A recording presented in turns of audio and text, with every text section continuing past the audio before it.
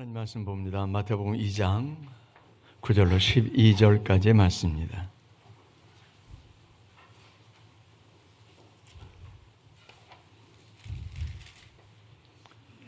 이 말씀 같이 봉독합니다. 시작.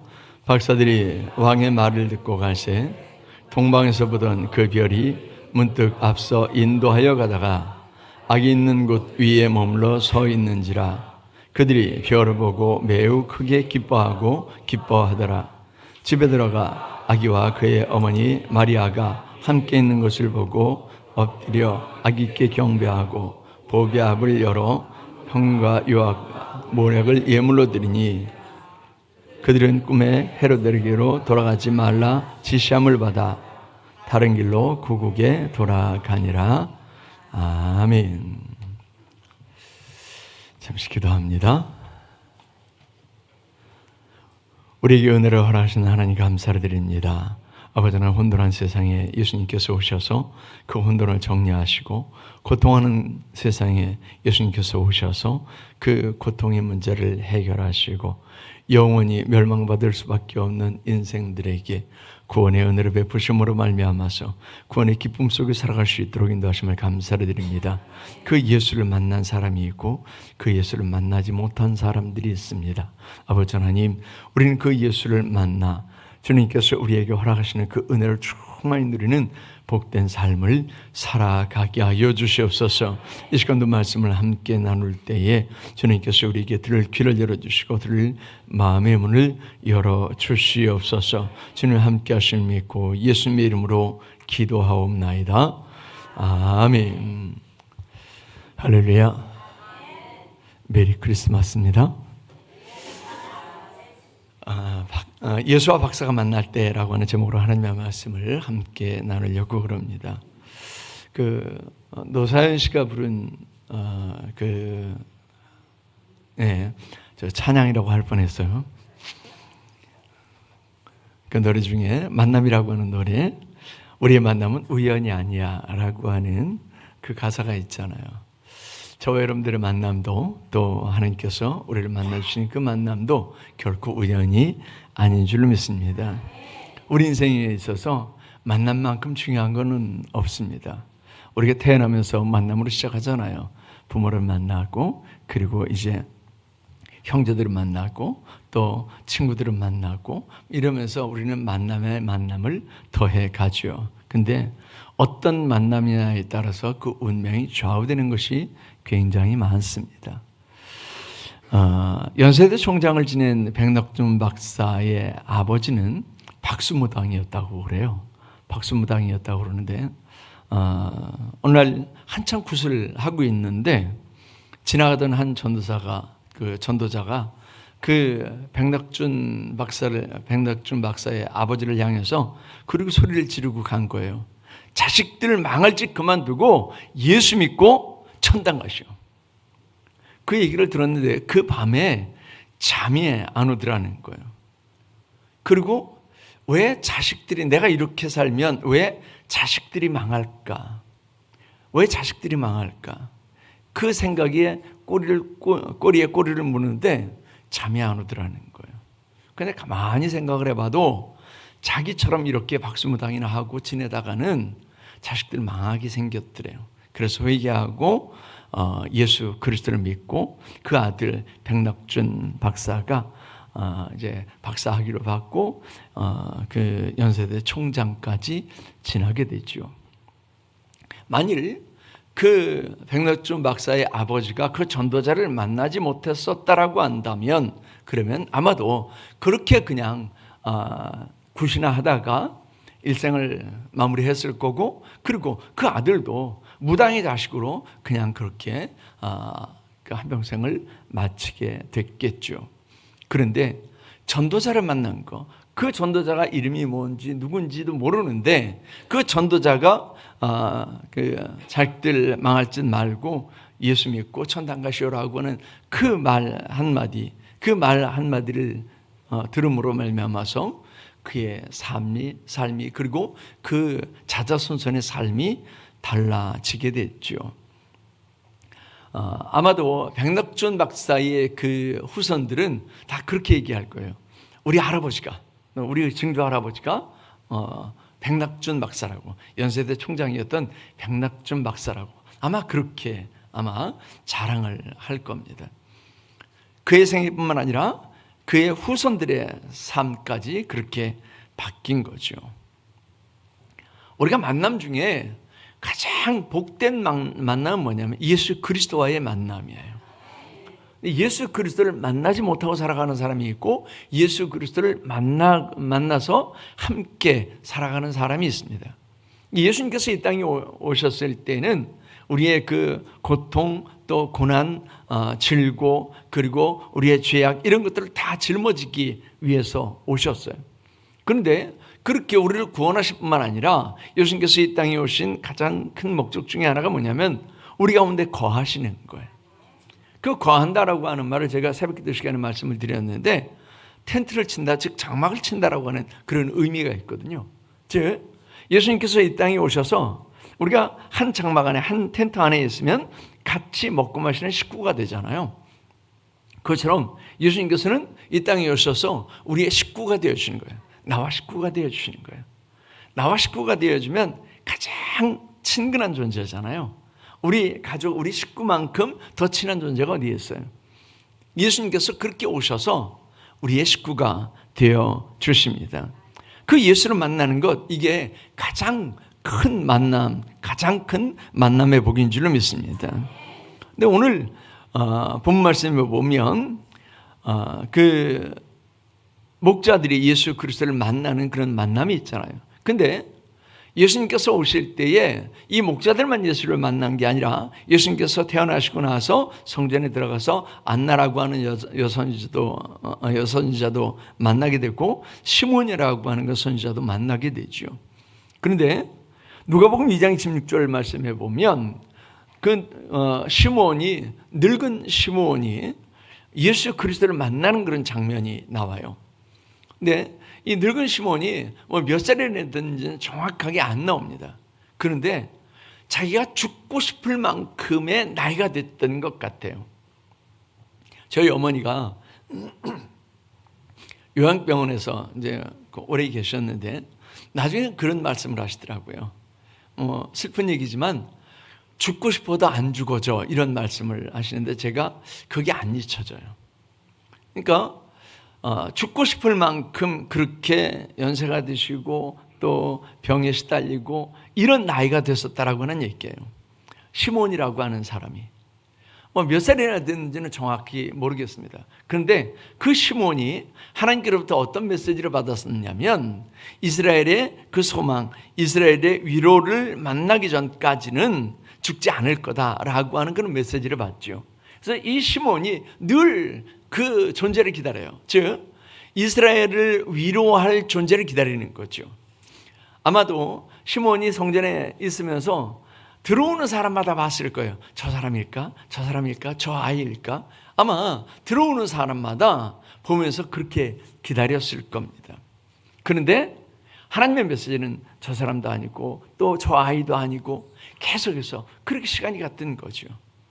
그 기다림이 얼마나 길었겠어요. 사실은 기다리게 하는 사람은 아무것도 아니에요. 근데 기다리는 사람은 그 5분이 되게 깁니다. 그래서 차례 운행 해보신 분들은 알아요. 그냥 그 기다리게 하는 사람은 5분 늦은 거 아무것도 아니에요. 근데 차량 운행을 하면서 시간 맞춰 가야 되는 사람이 5분을 기다린다고 하는 건 되게 길어요. 기다리는 사람에게는 그 시간이 굉장히 길죠. 이 시몬이라고 하는 사람이 그렇게 기다린 거예요. 즉 예수 그리스도를 만나는 데는 인내심이 필요했던 거죠. 시몬에게도 인내심이 필요했던 거예요. 하나님을 만나지 못했다라고 하는 사람들은 인내심을 가지지 못한 사람들이에요. 기도 중에 하나님을 만나지 못했다, 예배 중에 하나님을 만나지 못했다, 이런 사람들은 두 가지 중에 하나야. 하나는 인내심이 없었다라고 하는 거예요. 하나님을 만날 때까지 예배하지 못하는 거예요. 하나님을 만날 때까지 기도하지 못하는 거예요. 그럼 만나지 못하는 거예요. 우리가 신앙생활을 하면서 하나님을 만난다라고 하는 것이 얼마나 큰 복인지 몰라요.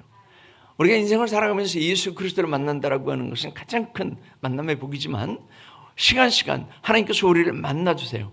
예배를 통해서 만나주시고 기도를 통해서 만나주시고 우리를 만나주세요. 근데 그 만남이 없으면 공허함 가운데 돌아가게 돼요. 예배를 1시간 했어요. 어떤 사람은 기쁨 속에 돌아가요. 어떤 사람은 은혜를 조금 많이 받고 그러고 돌아가요. 어떤 사람은 그냥 공허함 속에 그냥 성전문을 밀고 들어왔던 그 마음 그대로 돌아가는 거예요. 근데 어떤 사람은 꽉 채워서 돌아가요. 하나님의 은혜로 꽉 채워서 돌아가고 하나님 그 사랑으로 꽉 채워서 돌아가고 하나님의 은사와 능력으로 꽉 채워서 돌아가고. 근데 어떤 사람은 그렇지 못해요. 왜 그러냐면 인내하지 못하기 때문에 그래요. 하나님은 인내해야 만날 수 있습니다. 그래서 에레미야서 29장 말씀에도 보면 29장 13절 말씀에도 보면 너희가 온 마음으로 나를 구하면 나를 찾을 것이요 나를 만나리라 이렇게 말씀을 합니다. 온 마음으로 구하면서 인내하면서 하나님을 기다리는 거죠. 시몬이라고 하는 사람 늙고 병들어서 고단하고 죽고 싶어도 죽지를 못하는 거예요. 근데 예수 그리스도를 이제 만나게 되죠. 예수 그리스도를 안고 그리고 이 아이가 이스라엘의 위로다라고 하는 하나님의 그 메시지를 받고 시몬이 그렇게 고백합니다.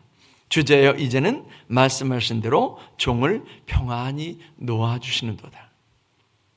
아마도 시몬이 언제 죽었는지 성경은 기록하고 있지 않지만 예수 그리스도를 그렇게 품에 안아보고 그러고는 얼마 가지 않아서 시몬이 죽어서 평안으로 들어가지 않았겠는가 싶습니다. 여튼 오늘날 많은 사람들이 이렇게 기다리지 못해서 예수 그리스도를 만나지 못하는 사람들이 참 많습니다. 그래서 우리 신앙의 그 미덕 중에 하나가 인내예요. 인내하지 못하면 그러면 주님을 만나지 못하게 됩니다.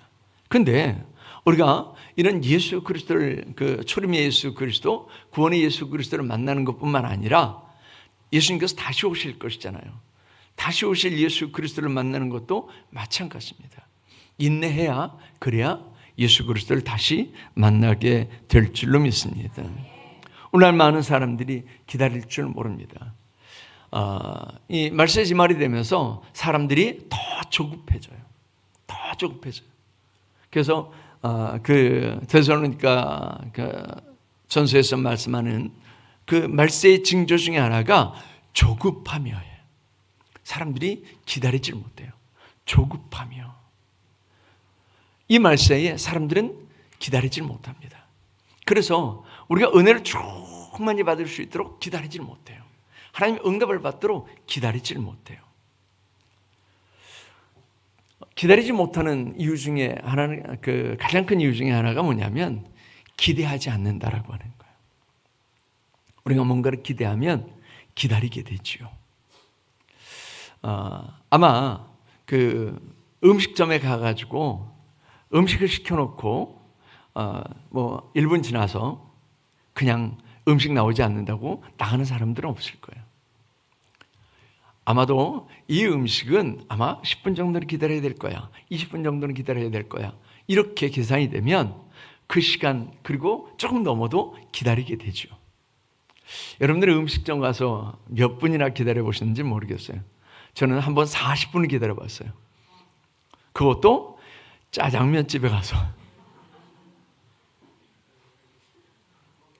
나중에 제가 화가 나더라고요. 아니, 짜장면 한 그릇 먹는데 요즘 짜장면 얼마면 나와요?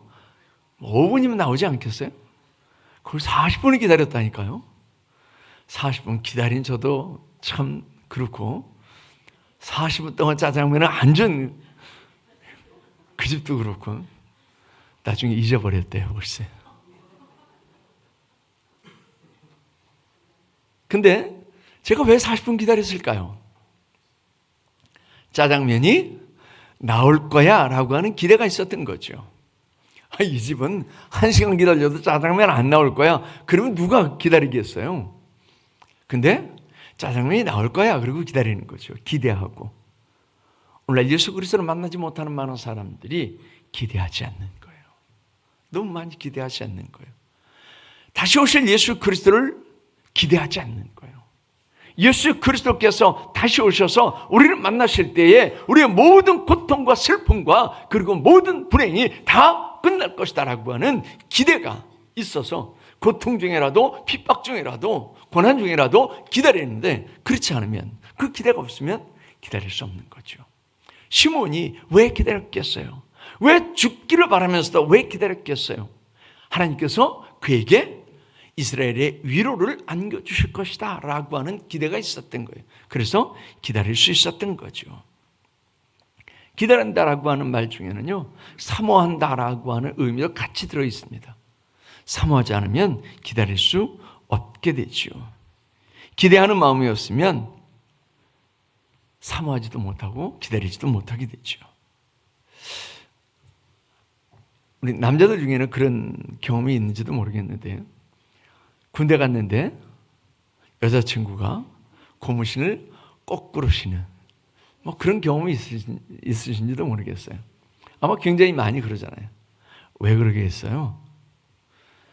그 여자친구가 기대하고 사모하고 있으면 왜 고무신을 거꾸로 신겠어요? 그러지 않은 거죠. 오늘날 예수 그리스도를 만나지 못한 사람들, 다시 오실 예수 그리스도를 만나지 못하는 사람들도 마찬가지입니다. 기대하지 않는 거죠. 사모하지 않는 거죠. 그래서 재림 예수도 만나지 못하는 사람들이 굉장히 많을 겁니다. 어떤 분들이 그러더라고요. 어떤 분이 우리나라 그 크리스찬들이 크리스찬 숫자를 뭐 1000만 얘기를 하는데 그 중에 2% 정도만 구원을 받는다라고 그러더래요. 입신을 해보니까 그러더래요. 근데 우리 이제 예수사님도 계시고 우리 임장로님도 계시지만 우리 제가 총각 때 우리 오산성결교회 진상만 목사님이 전사님으로 계셨고 그때 막 성령 받는 그 아이들이 되게 많았어요. 그 중에 한 아이가 기도하면 입신을 하는 거예요. 천국과 지옥을 구경을 하는 거죠. 그리고 와서 막 떠벌려서 얘기를 하는 게 아니고 그 진상만 목사님하고만 이제 먼저 얘기를 한 거예요. 진 목사님이 저한테 그런 얘기를 하시더라고요. 그때 그 출석하는 성도들이 400명 정도였어요. 근데 그 400명 중에 10명, 10손가락 안에 든다. 구원받을 사람이 10손가락 안에 든다. 그렇게 얘기를 했대요. 정말 충격이잖아요. 몇 분의 1이에요? 40분의 1이에요. 정말 충격적인 일이잖아요. 근데 제가 본 게 있었어요. 철야하면서 그때는 조원교회가 이렇게 조그만 지하에서 그 철야기도를 했는데 철야기도 시간에 제 환상을 보는데 천사가 이렇게 방울질 하나 들고 돌아다니면서 사람들 옆에 있는 크리스탈 십자가를 이렇게 다 주워 담는 거예요. 그러면서 제게 깨닫게 하는 게 뭐였냐면 사람들이 신앙생활을 하는데 액세서리로 신앙생활을 한다는 거예요. 나도 교회 다녀? 나도 예수 믿어? 이런 진짜 예수 믿고 진짜 예수 그리스도와 아까 말씀드린 것처럼 식구처럼 예수 그리스도와 먹고 마시는 삶이 아니라 그냥 액세서리로 교회를 다닌다는 거예요. 그걸 깨닫게 하시더라고요. 근데 그 어간하고 이렇게 제가 환상을 보고 그리고 그 다음에 이제 그 아이가 그런 그 천국과 지옥을 구경하고 그리고 그런 얘기를 했거든요. 오늘날 많은 사람들이 이 말세지마를 살아가면서 깨어 기다리지 않습니다. 성령으로 준비하고 성령의 그 기름으로 준비하지 않고 그냥 신앙생활을 교회로 왔다 갔다 하는 거죠. 마지막 예수 그리스도가 오실 때에 초림 예수를 만나는 것도 정말 큰 복인데 재림 예수를 만나고 그와 함께 영원으로 들어가는 것이 더 큰 복인 줄 믿습니다. 그렇기 때문에 우리는 예수 그리스도를 초림 예수 그리스도를 그렇게 시므온이 소망 중에 기다렸던 것처럼 우리는 재림하시는 예수 그리스도를 소망 중에 기다려야 될 줄 믿습니다. 이 예수를 이렇게 시므온이 만났을 뿐만 아니라 오늘 본문 말씀에 박사들이 만나게 되잖아요. 동방 박사들이 예루살렘으로 찾아와서 베들레헴으로 찾아와서 예수 그리스도를 만나게 되는데, 이들이 어디서 출발했다 이런 것들을 성경에 정확하게 기록을 하지 않고 있어요. 그런데 아마도 이들이 페르시아로부터 왔을 거다라고 대부분 성경학자들이 추측을 합니다. 근데 페르시아에서 예루살렘 그리고 베들레헴까지는 대충 한 2,500km 정도 됩니다. 요즘이야 2,500km도 그냥 부흥 밟으면 한 이틀 정도? 이틀이나 이틀 좀 넘으면 아마 도착할 수 있을 것 같아요. 근데 이걸 걸어 오는 거예요. 별만 보고, 그리고 이걸 걸어서 오는 거예요. 2,500km를요. 그리고 와서 예루살렘에서 메시아로 난 이가 어디 있느냐고 찾죠. 근데 사실 그들이 동방 박사들이 예수 그리스도를 찾아온 것은 사실은 목숨을 걸고 찾아오는 거예요. 2,500km를 걸어오면서 잘 닦인 길, 좋은 길들, 안내자가 있고 이런 게 아니잖아요.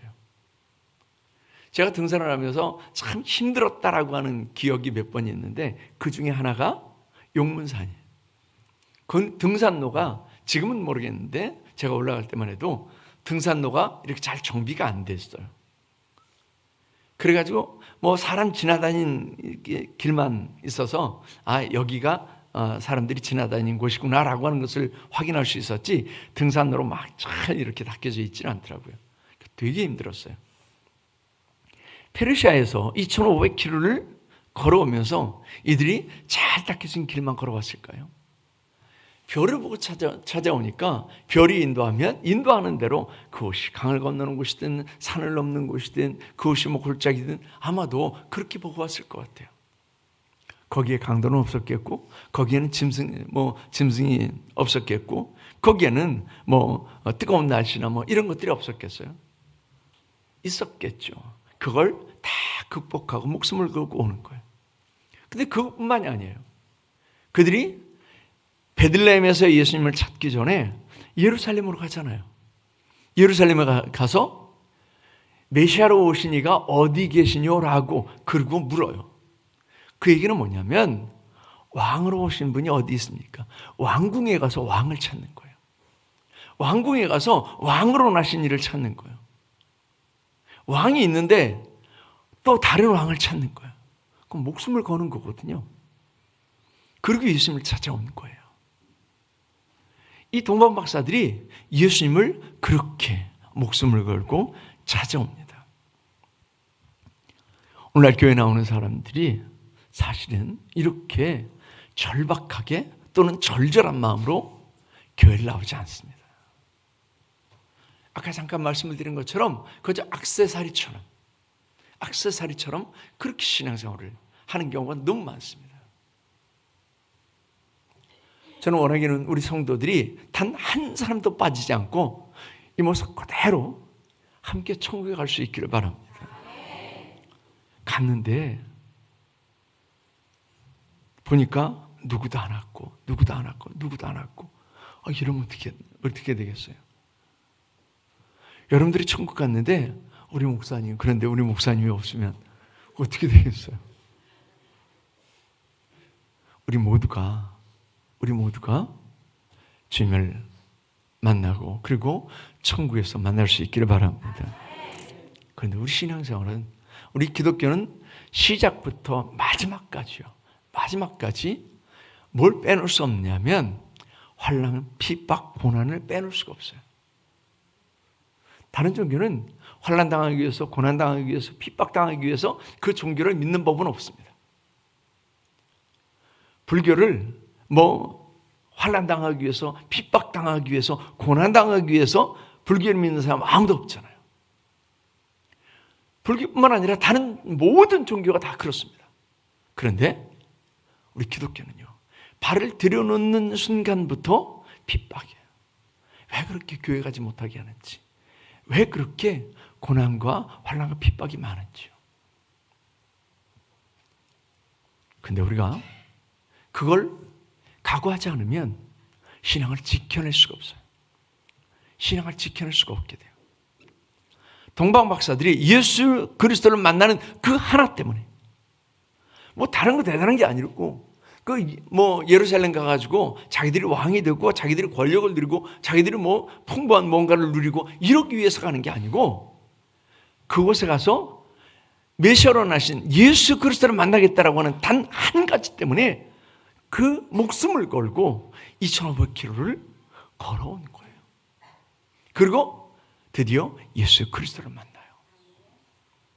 아기로 태어나신 그 예수 그리스도를 만나는 그런 복을 누리게 되죠. 그리고 황금과 유향과 몰약을 드려요. 오늘 우리가 예수 그리스도를 만날 그런 기대를 가지고 기다리는 그런 지혜가 있어야 될 텐데, 지혜뿐만 아니라 이런 환난과 핍박과 고난을 견뎌낼 그런 믿음의 우직함도 있어야 될 줄 믿습니다. 목숨을 걸고 그리고 예수 그리스도를 만났던 것처럼 저와 여러분들이 신앙의 정절을 지키기 위해서 때로는 목숨을 걸어야 할 수도 있습니다. 예수 믿으면 다 죽여, 이런 시대는 지금은 아니죠. 근데 우리 신앙의 선배들은 그런 시련을 겪어왔어요. 예수 그리스도를 믿는다라고 하는 것 때문에 많은 사람들이 죽임을 당했고 많은 사람들이 핍박을 당하고 환난 속에 들어갔습니다. 우리에게는 지금은 그런 핍박이나 환난은 없습니다. 그런데 너무 편한 거, 그리고 현실과 적당히 타협하게 하는 것이 우리에게는 사실은 이런 환난과 핍박보다도 훨씬 더 심각한 위험이 되었습니다. 그렇기 때문에 우리가 다시 오실 주님을 만날 때에는 이런 각오, 목숨을 걸 각오를 하고 신앙의 정절을 지켜나가는 저와 여러분들이 그래야 다시 오실 주님을 만나게 될 줄 믿습니다. 이렇게 박사들이 예수님을 만났을 때에 그들이 준비했던 것이 있어요. 그게 황금과 유향과 몰약이었어요. 물론 황금이 뭐고 유향이 뭐고 몰약이 뭐고 이런 그 설교들은 굉장히 많이 들으셨을 거예요.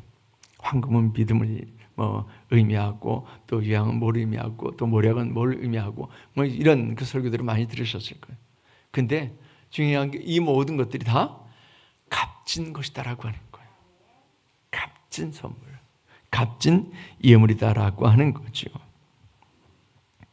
하나님을 경배하는데 빠져서는 안 될 것이 바로 예물입니다. 우리는 예물 그러면 뭐만 생각하냐면 돈, 물질 이것만 생각을 해요. 아니요, 예물 중에 가장 좋은 예물이 뭐예요? 바로 나예요. 그래서 로마서 12장 1절에서 뭐라고 그래요? 너희 몸을 산제물로 바치라고 그러죠. 우리가 가장 좋은 예물이에요. 우리가 하나님 앞에 나온다라고 하는 것, 예배에 있다라고 하는 것, 우리의 삶이 주님과 함께 나눠지고 있다라고 하는 것, 이게 가장 큰 예물인 줄 믿습니다. 많은 사람들이 립 서비스를 잘합니다. 그런데 립 서비스는요, 처음에는 듣기 좋아요. 그런데 계속 립 서비스만 하잖아요. 그러면 화나죠. 립 서비스만 해요. 화나요. 당신을 믿는다고. 내가 철수까지 당신을 믿는다고. 그런데 삶은 그렇지 않다 그러면 화나는 거죠. 내가 당신을 사랑한다고 하고, 내가 당신을 정말 사랑한다고 그렇게 얘기하는데 그렇게만 얘기를 해요. 말만 해요. 내가 원하는 건 해주지 않고 말만 해요. 그러면 화나는 거죠. 립 서비스를 잘하는 사람이 있더라고요. 립 서비스 플러스 행동도 있어야 되는 거죠. 우리가 주님을 사랑한다고 하고 주님을 믿는다고 하고 이런 립서비스를 하는 것도 참 중요합니다. 그런데 그보다 훨씬 더 중요한 것은 내 삶을 드리는 거죠. 내 삶을 드리면 그럼 주님께서 우리의 삶을 드림을 통해서 영광을 받으실 줄로 믿습니다. 많은 사람들이 잉여품을 가지고 하나님을 섬기려고 그래요. 이건 오늘날 사람들의 모습이 아니라 구약시대 말라기시대 사람들의 모습이기도 해요. 그래서 이들이 하나님께 드릴 때에 제일 좋은 거, 하나님은 제일 좋은 걸 받으시기를 원하시잖아요. 제일 좋은 걸 드려야 될 텐데 그렇지 않고 자기한테 필요 없는 걸 줘요. 그래서 눈먼 것, 병든 것, 저는 것 이런 걸 드려요. 오늘날 많은 사람들이 신앙생활을 하면서도 주님께 이렇게 드려요. 다 쓰고 남은 거, 내 시간 다 쓰고 남은 거, 내 물질 쓰고 다 쓰고 남은 거, 내 삶 다 쓰고 남은 거 이렇게요. 여러분들에게 누가 선물을 하는데 다 쓰고 남은 거, 너 가지려면 가져. 이러면 그 선물을 받는 사람의 마음이 어떻겠어요? 아마 고마운 마음 하나도 없이 화날 거요. 우리가 하나님을 만났을 때 하나님께 그렇게 드린다니까요. 내 삶의 나머지를 드려요. 내가 다 쓰고 나서, 내가 즐길 거 다 즐기고 나서, 그러고 나서 주님께 그렇게 드려요. 내 물질을 다 쓰고 나서 남으면 11조하고 남으면 헌금하고 이렇게요. 내 마음도 세상을 향해서 다 주고 나서, 그러고 나서 남으면, 그러면 주님께 드리는 척을 해요. 주님께서 받기를 원하시는 것은 최고예요. 황금과 유향과 모략이에요. 그 최고라고 하는 게 분명히 개인차가 있을 겁니다. 부자가 드리는 예물과 그리고 과부가 드리는 예물이 달랐어요. 부자는 많은 것 중에 많이 넣었어요. 그런데 과부는 두랩돈 동전 2개를 넣었어요. 그런데 예수님께서 그 동전 2개를 넣은 그 과부를 칭찬하셨어요. 왜요? 그게 중심을 다한 예물이었기 때문에요. 하나님께서 받으시기 원하시는 것은 바로 그거예요. 우리가 주님을 만났다면, 주님을 만나는 삶을 산다면, 주님과 함께하는 삶을 산다면 가장 귀중한 거예요. 내 삶에 가장 귀중하다라고 생각하는 거, 이걸 드릴 수 있기를 바랍니다. 나머지 말고요. 내가 다 쓰고 남은 거 그거 말고요. 이게 박사들이 예수를 만났을 때 보였던 그런 삶의 모습입니다. 이 박사들 외에도 첫 번 성탄절에 예수님을 만난 사람들은 들에서 양을 지키는 목자들이었죠. 이들은 남들이 다 잘 때 자지 않고 자신의 일을 충실되게 감당한 사람들이었습니다. 놀고 있는데 예수님을 만나는 법은 없습니다. 사모하여 기다리고 예물을 준비하고 자신에게 맡겨진 일에 충성된 자들이 예수님을 만나게 됩니다. 우리가 초림 예수를 다시 만날 수는 없습니다. 그러나 우리는 이제 삶 속에서 주님과 함께 먹고 마시는 식구의 삶을 살아야 되고, 그리고 재림하시는 예수님, 다시 오실 예수님을 다시 만나야 될 줄을 믿습니다. 그 재림 예수를 만나는 것도 똑같습니다. 사모하여 기다려야 되고요. 그리고 우리 일에 충실해야 되고요. 여러분들이 어떤 일들을 맡았든 그 일에 충실해야 되고요. 그리고 우리가 인내함으로, 환난과 핍박과 고난 속에서도 인내함으로 준비해서 주님을 만날 때 우리가 주님께 드릴 수 있는 것은 내 삶에 최선을 다해서, 내 신앙에 최선을 다해서, 내 직분에 최선을 다해서 남겨진 그런 예물들, 남겨진 그런 열매들을 주님께 선물로 드리는 그런 삶이 되어야 될 줄 믿습니다.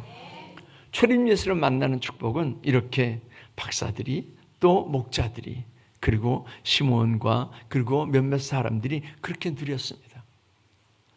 우리는 이 땅에 구세주로 오신 예수 그리스도를 만나는 그런 복을 누렸습니다.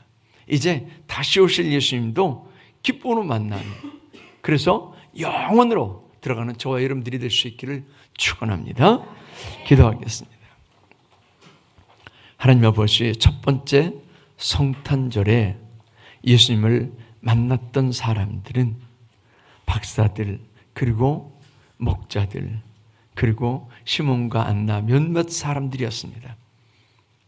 그들이 이 땅에 구세주로 오신 예수 그리스도를 만나는 기쁨, 만나는 복을 누렸습니다. 하나님 아버지, 우리는 그 초림 예수가 아니라 우리는 구세주로 오신 예수 그리스도를 만나는 복을 누렸는 줄 믿습니다.